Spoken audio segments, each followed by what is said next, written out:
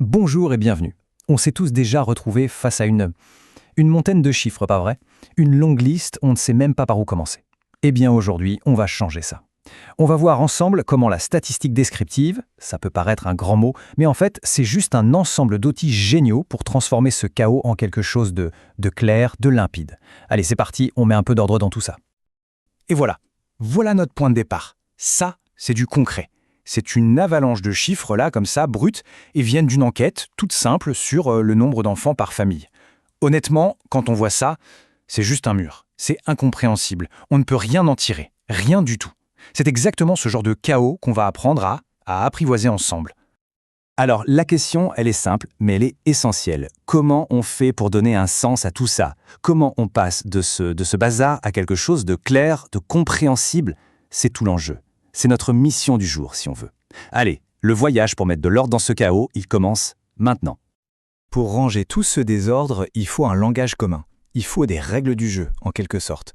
Et c'est exactement ça, la statistique. Elle nous donne le vocabulaire, les outils pour parler le langage des données. Alors pour commencer, on va voir les quelques mots de vocabulaire de base, les concepts vraiment fondamentaux. Premier mot-clé, la population. Alors, qu'est-ce que c'est? C'est tout simplement le groupe entier sur lequel on veut savoir quelque chose. Le grand tout. Prenons un exemple simple. Si on s'intéresse à la durée de vie des ampoules d'une usine, eh bien la population, c'est toutes les ampoules, la totalité de ce que l'usine a produit. C'est notre terrain de jeu. Sauf que, bien souvent, étudier toute la population, c'est juste impossible. Imaginez tester des millions d'ampoules. C'est là qu'intervient l'échantillon. C'est quoi? C'est juste un petit bout de la population, un sous-ensemble, qu'on va choisir avec soin pour qu'il représente bien le tout. C'est un peu comme goûter une cuillère de soupe pour savoir si tout le plat est bon. On teste une poignée d'ampoules et ça nous donne une super idée sur la totalité. C'est ça qui rend l'analyse faisable en fait. Ok, on a notre groupe. Mais qu'est-ce qu'on regarde exactement sur ce groupe? C'est ça, la variable. On l'appelle aussi le caractère. C'est la caractéristique précise qui nous intéresse. Est-ce que c'est l'âge, le sexe, la couleur des yeux, une opinion sur un sujet? C'est, en gros, la question qu'on va poser à chaque individu de notre étude. Et donc, logiquement, les différentes réponses possibles à notre question, c'est ce qu'on appelle les modalités. C'est simple. Si la variable c'est le sexe, les modalités c'est masculin et féminin.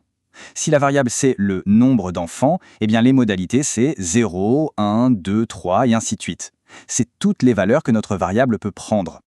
Bon, maintenant qu'on a le vocabulaire, on arrive à une étape de tri. Mais alors, hyper importante. C'est la grande division. La question est toute simple. Est-ce qu'on parle de catégories, de mots, ou est-ce qu'on parle de chiffres?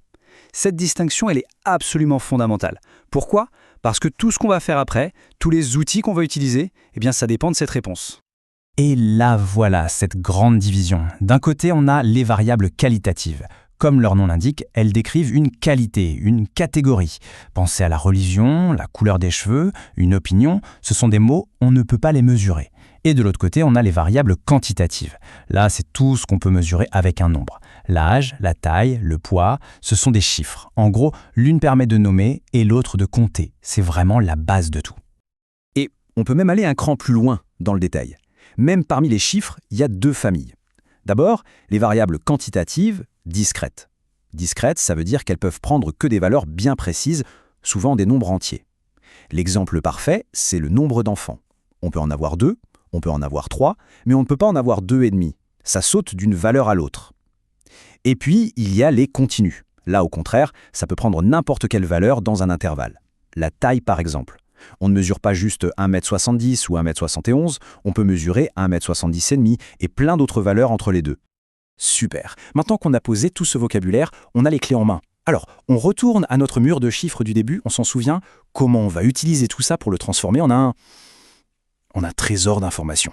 Eh bien, la toute première étape, la plus simple, la plus fondamentale, c'est de tout ranger dans un tableau. C'est là que la magie commence à opérer. Regardons ça. Et voilà le résultat. C'est quand même autre chose, non? Notre liste de chiffres complètement en vrac est devenue ce tableau. Bien propre, bien clair. Regardez comme c'est simple. Dans la première colonne, on a les modalités. Le nombre d'enfants, de 0 à 9. Et dans la deuxième, l'effectif, ça nous dit juste combien de familles correspondent à chaque cas. Et là, d'un seul coup d'œil, qu'est-ce qu'on voit? Bam! La valeur la plus fréquente, c'est 4 enfants, avec 14 familles. D'un coup, le chaos a laissé place à de l'information. Cette citation de John Touquet, elle est géniale, parce qu'elle résume parfaitement la suite. Un tableau, c'est déjà un grand pas. Mais la vraie révélation, le vrai déclic. C'est quand on transforme ces chiffres en images. À mon graphique, ça peut nous faire voir des choses qu'on n'aurait jamais remarquées dans un tableau de chiffres. C'est ça, toute la puissance de la visualisation. Mais attention, on ne fait pas n'importe quoi. On ne choisit pas un graphique juste parce qu'il est joli. C'est un peu comme une boîte à outils. À chaque type de données, à chaque question, correspond l'outil parfait. Choisir le bon graphique, c'est absolument crucial pour que l'histoire qu'on raconte soit la bonne, qu'elle soit claire et surtout qu'elle ne mente pas. Alors, regardons deux grands classiques. À gauche, le diagramme en barre. C'est le roi pour les variables qualitatives pour des catégories. La chose importante à voir, c'est qu'il y a un espace entre les barres.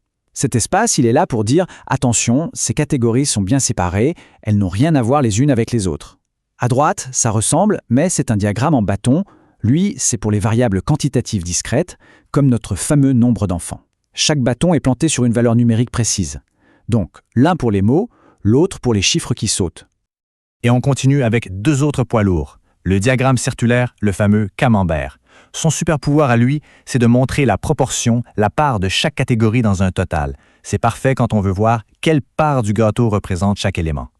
L'histogramme, à droite, on pourrait le confondre avec le diagramme en barre, mais il y a une différence capitale. Les rectangles sont collés les uns aux autres. Et ça veut tout dire. Ça nous crie qu'on est face à une variable continue, comme la taille ou le poids.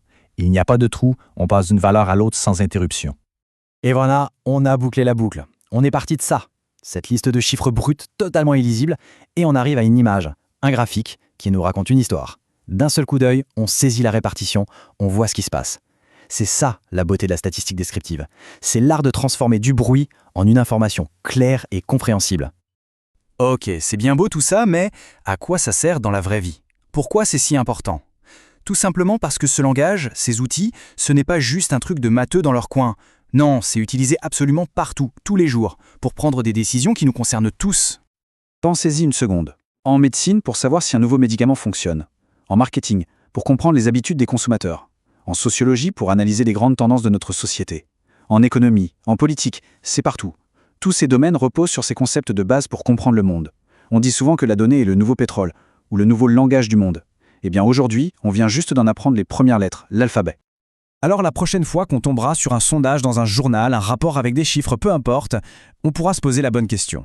Plus seulement qu'est-ce que ça dit, mais comment ça le dit. Et surtout, quelle est la véritable histoire que ces données essaient de nous raconter.